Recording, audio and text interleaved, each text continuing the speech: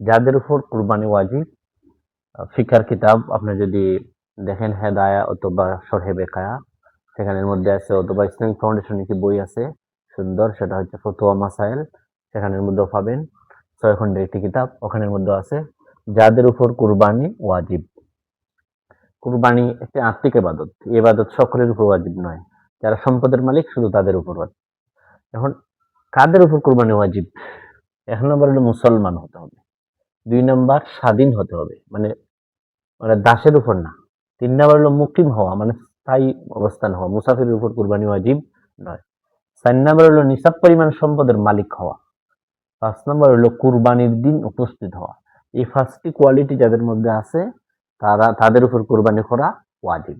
আসলে বুঝতে পারেন জানি না, আবার বলি, 1 নম্বর মুসলমান হওয়া, 2 নম্বর স্বাধীন হওয়া, 3 নম্বর মুকিম হওয়া, 4 নম্বর নিসাব পরিমাণ সম্পদের মালিক হওয়া, 5 নম্বর কুরবানির দিন উপস্থিত হওয়া। এই 5টি কোয়ালিটি যার মধ্যে পাওয়া যাবে তার উপর কুরবানি করা ওয়াজিব। এখন আপনাদেরকে একটু ব্যাখ্যা করে বলি, সেটা হচ্ছে 1 নম্বর মুসলমান হওয়া। এই কথাটা দ্বারা বোঝা যায় যে কোনো মুসলিমের উপর কুরবানি ওয়াজিব নয়। 2 নম্বর হলো স্বাধীন হওয়া।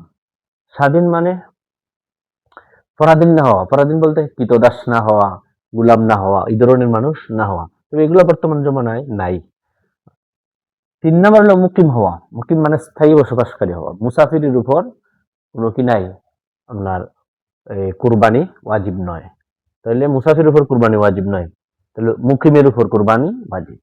4 নম্বর হলো নিসাব পরিমাণ সম্পদের মালিক হওয়া। নিসাব পরিমাণ সম্পদ কি?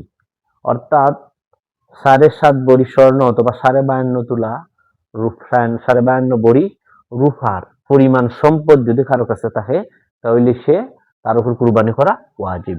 তবে এখানে একটা শর্ত হইল, জাকাতের ক্ষেত্রে যার উপর জাকাত ফরজ তার কাছে 7.5 বড়ি অথবা 52.5 বড়ি রূপা অথবা স্বর্ণ 1 বছর থাকতে হয়, হাউলাইন বছর ঘুরে আসতে হয়।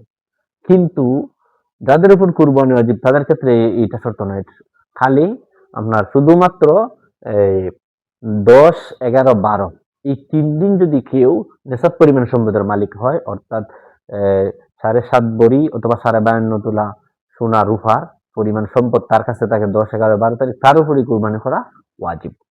4 নম্বর হলো কুরবানির দিন উপস্থিত হইব। তাহলে কুরবানি করা ওয়াজিব, কুরবানি কোন দিন করা ওয়াজিব? যে দিন 10 তারিখ, 11 তারিখ, 12 তারিখ।